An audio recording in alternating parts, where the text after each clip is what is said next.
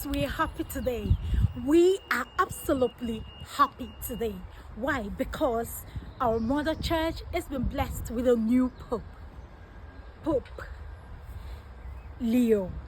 Now today we are going to listen to what Bishop Tim have told us about his lifestyle and what he hopes and wishes to do for the masses.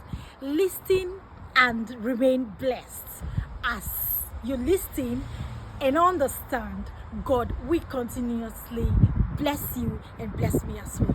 I love you all and I will never stop loving you. Bye-bye.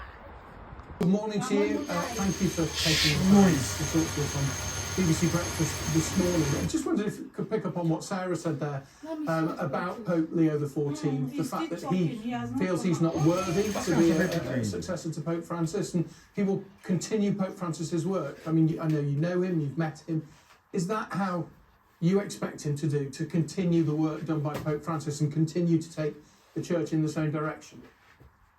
I think he's a very humble man, and I would expect him to say that he continues the work of Pope Francis because he worked closely with him. Pope Francis had great faith in his ability as an administrator, and he's already described himself as being a faithful administrator of the church, which I think is an interesting choice of phrase because he's not saying a leader, he's talking about doing the work of the church, which isn't all dependent on him, but means he will be listening to others too. How important, given the state of the world, we've been talking this morning about Ukraine, of course people are aware of all the other conflicts that are going on. How important do you think the role of the Pope is at this time? The role of the Pope is always one that sits outside party politics. The Pope speaks in a way that people listen. And I believe that the Pope always speaks to people's conscience. So that means it's not just teaching Catholics, it's a prophetic voice in the world. Now, people can listen to that or not listen to it, but I think you would see from the number of world leaders at Pope Francis's funeral what it means for world leaders to be drawn to what the Pope says, what he thinks. And so, as Sarah Rainsford said, in the address this morning, every Sunday, the Pope speaks about what is current in the world. Now, there'll be so many people looking to him and thinking, will he mention us? And will he mention the conflict that we're interested in this morning? And I think what I would say is that we won't know everything about Pope Leo from what he says this morning. He'll have his inaugural Mass next Sunday. The years ahead, I don't believe we saw everything about Pope Francis on his first day. So the years ahead will unfold, and it will be something of his own experience of life and something about the way the church and the world shape him. And if he's blessed with good health, Pope Leo could be Pope for some time, couldn't he? He could.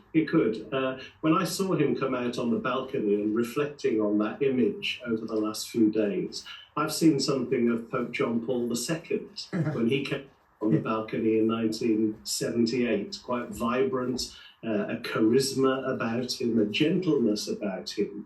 But yes, he will move forward over the years to come. And I think he will speak to people who are living longer.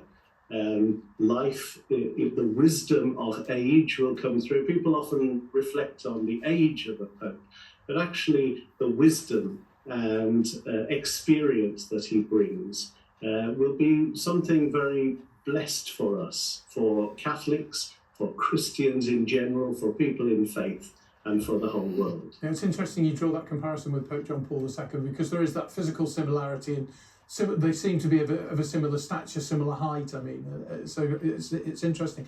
You, of course, knew Pope Francis. You'd met him, and you've talked about the fact you expect Pope Leo XIV to continue Pope Francis's work. What was Pope Francis like from the time you met him? Pope Francis was somebody who showed you great warmth. He was somebody who you knew cared. He cared about the most vulnerable. He didn't like great shows of power. So you knew that he was interested in the individual. And I see that in Pope Leo too.